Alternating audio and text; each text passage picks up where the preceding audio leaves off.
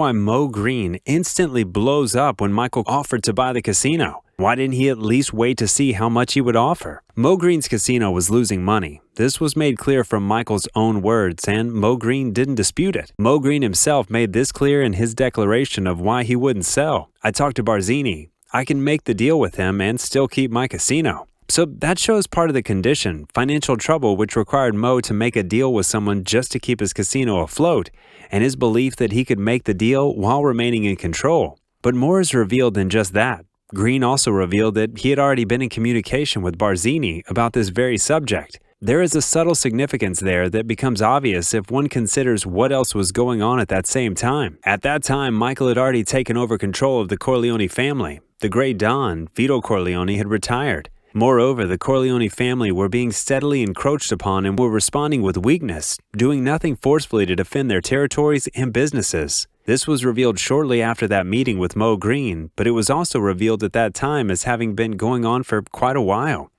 In short, the Corleone family and Michael himself looked weak.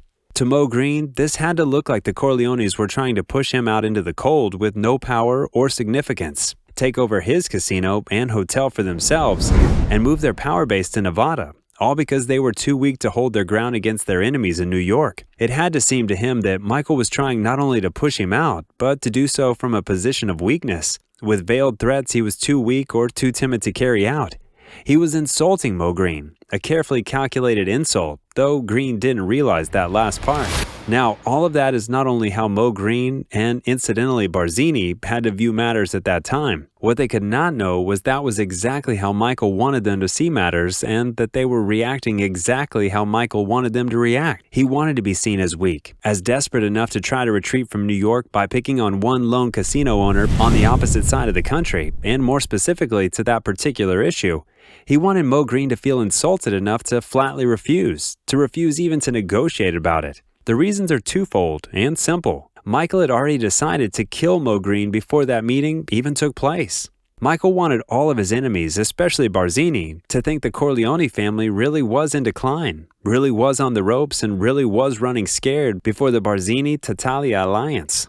Now on that first point, for example, Michael planning to kill Moe Greene, Michael wanted to make it clear to the other families, especially the Molinari family, who were also involved in Greene's dealings, that it was Moe Greene who refused to reason with a legitimately interested party. Remember that Michael clearly referred to how the Corleone family had invested big money with Moe Greene, and that their investment with him was losing its value because of how the casino was being managed. The Molinari family already knew all of this because they were a part of that larger investment deal. When Moe Greene was first establishing his casino, the Corleones arranged a deal whereby they supplied a large portion of the money to finish the building and furnish the hotel and casino, and the Molinaris supplied the large cash reserves to bankroll that casino's gambling operations.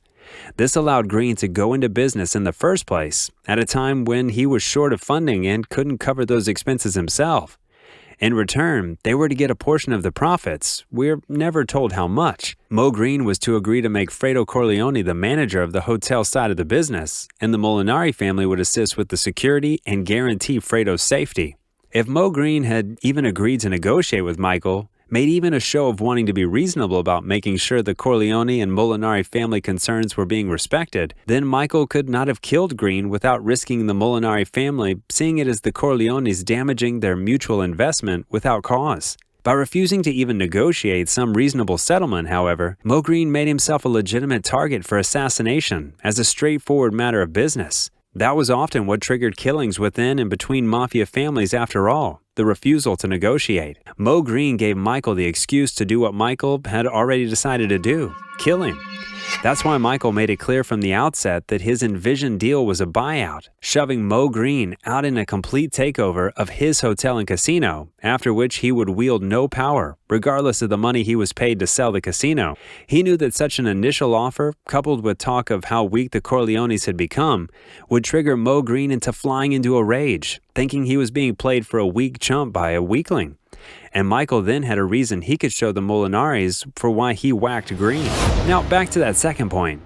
This was not just Michael's desire. In the book, there was a family meeting with the capo regimes, Tessio and Clemenza, Hagen the consigliere, Michael the new head of the family, Vito the retired Don, and Carlo Rizzi, with no fixed position but who had been drawn higher into the family council since the death of Santino. This meeting took place after Michael returned to New York from the meeting with Moe Greene, and it was a pivotal scene in the entire plot, though few people ever recognize its full importance. It's the meeting where Michael makes himself look even weaker by forbidding the capo regimes from responding to the ongoing encroachments into their respective territories. This move was to smoke out one of them as a traitor. Also at this meeting, Michael removed Hagen as consigliere, expressing lack of confidence in him but not replacing him, leaving that crucial post vacant.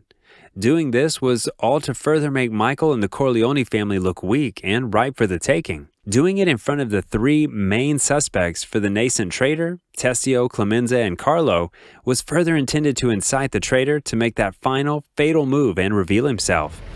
And finally at that meeting, Tessio spoke up and, bypassing Michael in a breach of protocol and a veiled insult, he addressed the old Don directly, asking why, if Moe Greene was resistant to Michael's proposal, the old Don himself didn't enter the negotiations, citing the Don's legendary reasonableness against which nobody had ever been able to stand. The old Don responded that if he interfered, Michael would lose respect, and then he finished with a comment that made Tessio see part of the real plan.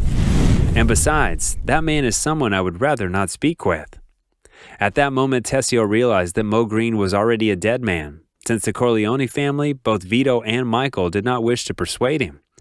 As to the reason Vito also wanted him dead, Greene had, as was revealed at the meeting with Michael, physically abused Fredo in public before dozens of witnesses. This was a deadly insult not to just Fredo, but also a sign of severe disrespect, even contempt for the entire Corleone family. That kind of deadly insult could not go unanswered without setting an even more deadly precedent.